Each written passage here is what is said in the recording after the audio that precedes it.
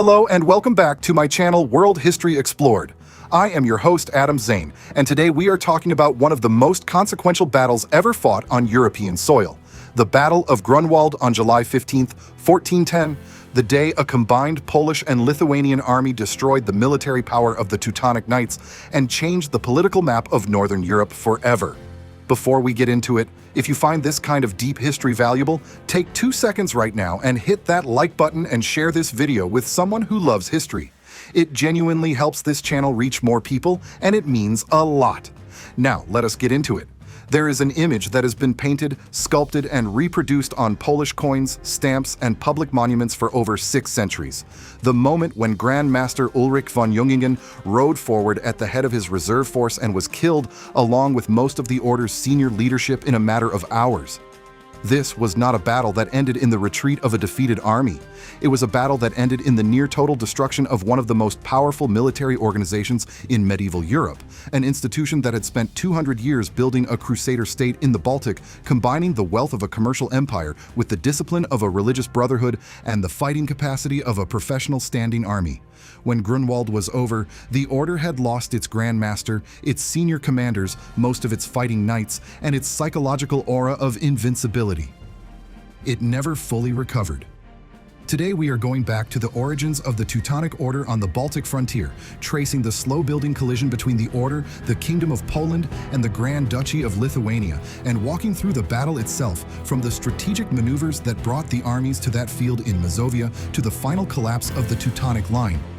This is a story about the limits of military power, about what happens when an institution mistakes its own mythology for permanent fact, and about one of the great joint military operations in medieval history. The Teutonic Order and the Baltic Crusade. The Teutonic Order was founded in 1190 during the Third Crusade as a hospital brotherhood caring for German pilgrims at the Siege of Acre. Within a generation, it had transformed itself into a military order on the model of the Templars and Hospitallers. In the early 13th century, after a failed campaign in Transylvania, the order accepted an invitation from Polish Duke Conrad of Mazovia to pacify the pagan Prussian tribes along the Baltic coast, who had been raiding Mazovian territory for generations.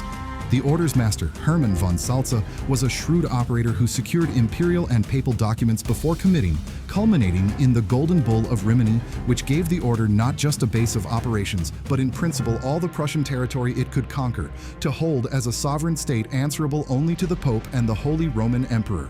The conquest of Prussia took over 50 years of brutal campaigning.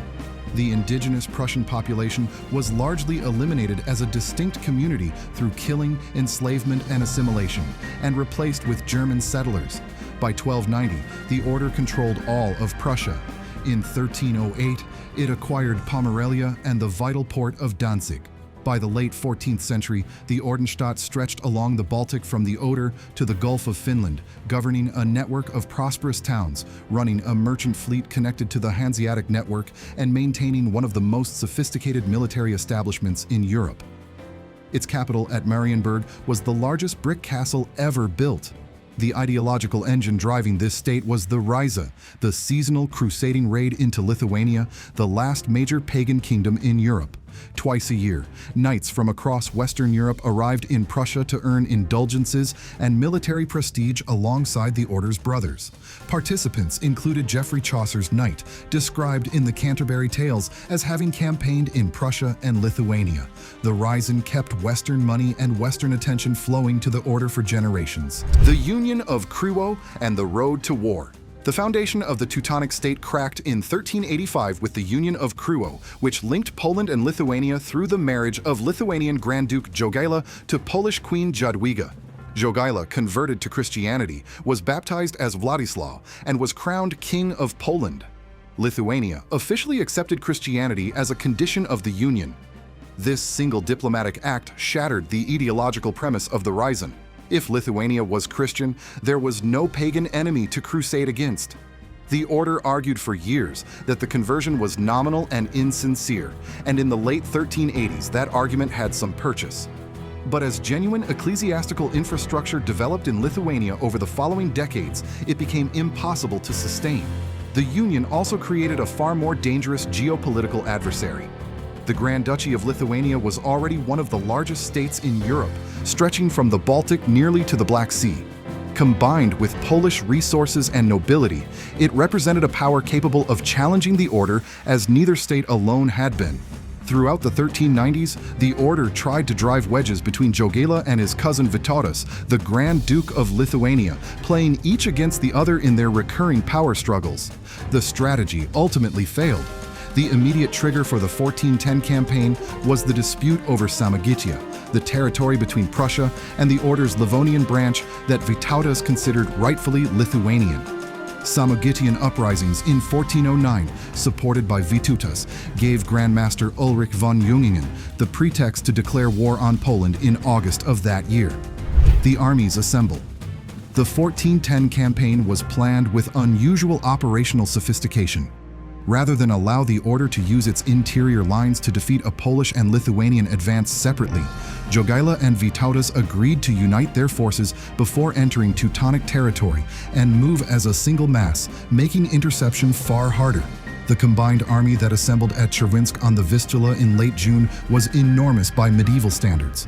Contemporary and near-contemporary sources suggest between 25,000 and 39,000 fighting men, though historians continue to debate the precise figures.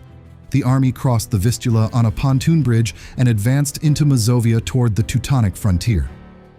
The Polish contingent was organized in banners, the basic unit of the Polish noble levy, and included the heavy cavalry of the royal household, the armored knights of Greater and Lesser Poland, Mazovian contingents, mercenary crossbowmen and infantry, and a substantial Bohemian force commanded by John Ziska, the man who would later lead the Hussite armies to some of the most remarkable victories in 15th century European warfare. The Lithuanian forces under Vytautas were a more diverse and in some ways more flexible force. Lithuanian boyar cavalry, Tatar light horsemen from the steppe frontier, Ruthenian contingents from the Grand Duchy's eastern territories, and Moldavian cavalry. The Tatar horsemen in particular gave the army a fast, disruptive capability on the flanks that the order's heavily armored cavalry would struggle to counter effectively. Jungingen's force, estimated at 11,000 to 27,000 depending on the source, was smaller but contained the finest heavy cavalry in the Baltic region, augmented by guest knights from Western Europe drawn by the campaign's prestige and a professional infantry that had been equipped and drilled over decades of institutional investment. Jungingen maneuvered to intercept the advancing Polish-Lithuanian army, looking for terrain that would favor his armored cavalry. He found it near the villages of Grunwald, Tannenberg, and Ludwigsdorf. July 15, 1410. The battle. The armies met on the morning of July 15th on a broad, gently rolling field between the villages of Grunwald, Tannenberg, and Ludwigsdorf. Jagiełło commanded from the rear, probably from a chapel hill with a view across the field. The Polish heavy cavalry held the left wing and center. Vytautas commanded the Lithuanian and Tatar cavalry on the right. Across the field, Jungingen held his order's knights in the center and flanks, keeping a substantial reserve under his personal command. The battle opened with a theatrical Teutonic provocation. Two heralds rode forward and presented Jagiełło and Vytautas with naked swords, a medieval taunt designed to goad the allies into attacking and surrendering their defensive advantage. Jagiełło received the gesture without reaction. The Polish-Lithuanian commanders held their position for a considerable period, letting the July heat work on the armored Teutonic Knights. Eventually, the fighting began. The first crisis came on the Lithuanian right. Vytautas drove aggressively at the Teutonic left, but the assault was repulsed, and the Lithuanian and Tatar forces broke and retreated from the field, causing the Teutonic Knights on that wing to pursue in disorder, convinced they were winning. Whether this was a genuine rout or a deliberate tactical feint has been one of the most debated questions in Polish and Lithuanian historiography for 600 years. What the chronicles agree on is that a substantial portion of the Lithuanian force returned to the battle later in an organized state, which argues at least for the possibility that the withdrawal was more controlled than it appeared. On the Polish left and center, the fighting was a grinding cavalry struggle at close range. At one point, the Grand Banner of Krakow, the principal military standard of the Polish kingdom, was captured by Teutonic Knights, a crisis that could have broken the morale of the Polish center. According to the Chronicle of Jan Długosz, the banner was recovered almost immediately, its captor cut down before reaching the Teutonic lines. The Polish cavalry rallied, and the pressure on the Teutonic center continued to build. The decisive moment came when Jungingen committed his reserve. He personally led 16 banners of his best knights into the battle to break the Polish line. The decision proved fatal. The Grand Master rode in and was killed, along with Grand Marshal Friedrich von Wallenrode, Grand Komtur Kuno von Liechtenstein, and most of the Order's senior chapter. The entire institutional leadership of the Teutonic Order was destroyed in an afternoon. With Jungingen dead and the reserve destroyed, the Teutonic army collapsed. The Lithuanian cavalry that had retreated earlier returned to the field and completed the encirclement. What had been a battle became a pursuit. The field was covered with the dead. Jan Długosz, who visited the site afterward, described bodies lying in heaps across the ground. Teutonic casualties ran into the tens of thousands killed, wounded, and captured, including virtually every significant commander the Order possessed. Marienburg, the Peace of Thorn, and the Long Decline. After the battle, Jagiełło and Vytautas marched on Marienburg, the Order's great fortress capital. Much of Prussia surrendered without a fight. But Marienburg was defended by Heinrich von Plauen, a commander who had not been at Grunwald and who organized the garrison's resistance with remarkable competence, calling for reinforcements from Western Europe and holding the castle through a siege lasting from late July into mid-September. Jagiełło ultimately lifted the siege, stalled by supply problems, disease, and the approaching end of the campaign season. Had Marienburg fallen, the Ordenstadt would almost certainly have collapsed entirely, and the history of Northern Europe would have been fundamentally different. Instead, Heinrich von Plauen was elected the new Grand Master and began methodically reconquering what had been surrendered. The Peace of Thorn in February 1411 was a disappointment that failed to match the scale of the victory. Poland recovered Dobrin land and a cash indemnity, but the Order kept Prussia. The fundamental question of the Order's right to exist as a territorial power remained unresolved. It would take the 13 Years' War from 1454 to 1466 and a second Peace of Thorn to reduce the Order to a rump fief of the Polish crown. But the trajectory was fixed at Grunwald. The Order would never again threaten Poland or Lithuania from a position of strategic confidence. The long shadow of Grunwald. The battle entered national memory in Poland and Lithuania with extraordinary intensity. In Poland, it became a foundation myth, proof that the Polish-Lithuanian Commonwealth could destroy one of the most formidable military institutions in Christendom. Jan Długosz's Annales, written in the 1460s and 1470s, produced the most detailed account of the battle available and established the narrative framework within which Polish historians and nationalists would work for centuries. The painter John Matejko's monumental canvas of 1878, dense with figures, banners, and drama, became one of the most reproduced images in Polish cultural history during the period when Poland had been partitioned out of existence by Russia, Prussia, and Austria, and national culture was the primary vehicle for preserving collective identity. In Lithuania, Vytautas the Great became the central figure of Grunwald memory, the ruler who brought the Grand Duchy to its maximum territorial extent and proved its military capacity on the European stage. In Germany, the battle was remembered as Tannenberg and carried a very different charge. In 1914, the German High Command named its decisive victory over the Russian army in East Prussia after Tannenberg precisely to invoke the memory of 1410, a symbolic act of retroactive redemption that Paul von Hindenburg and Erich Ludendorff understood clearly when they made the decision. In 1939, Hitler reached for the same memory in his propaganda around the invasion of Poland. The field between those three villages has been a site where competing national narratives have fought and refought for 6 centuries. Final reflection.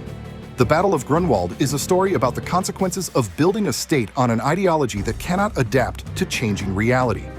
The Teutonic Order had been extraordinarily successful for 2 centuries because it combined genuine military capability with the ideological legitimacy of the crusading mission, drawing resources and prestige from across Christian Europe. When that foundation was removed by the conversion of Lithuania, the Order did not immediately dissolve.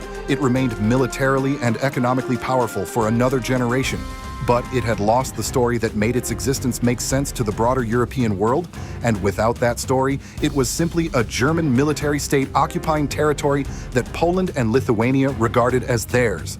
Jungingen's decision to commit his reserve personally was not irrational given the situation on the field as he read it. The Lithuanian wing had collapsed, the Teutonic center had been holding, and his reserve was the finest force he possessed.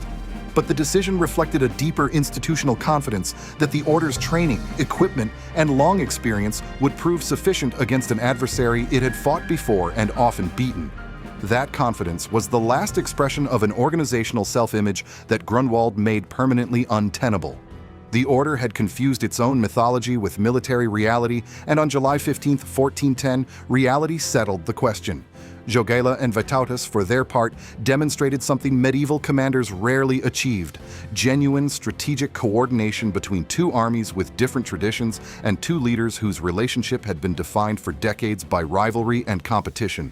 The decision to concentrate before entering Teutonic territory, the patience to hold the field while the summer heat worked on armored Teutonic Knights, the ability to exploit the disorder created by the Lithuanian withdrawal and turn a potential crisis into the opening that decided the battle, none of that was accidental. It was the product of two commanders who understood on that day that their shared interest outweighed their separate ambitions. That understanding, as much as any individual act of courage or skill on the field, is what broke the Teutonic Order. July 15, 1410, changed the balance of power in Northern Europe permanently. The full consequences unfolded over the following half-century rather than all at once, but the direction was fixed on that field in Mazovia, on a morning when two heralds rode forward with naked swords and an army drawn from Poland, Lithuania, Russia, Bohemia, and the Tatar steppe absorbed the taunt and then fought its way into history.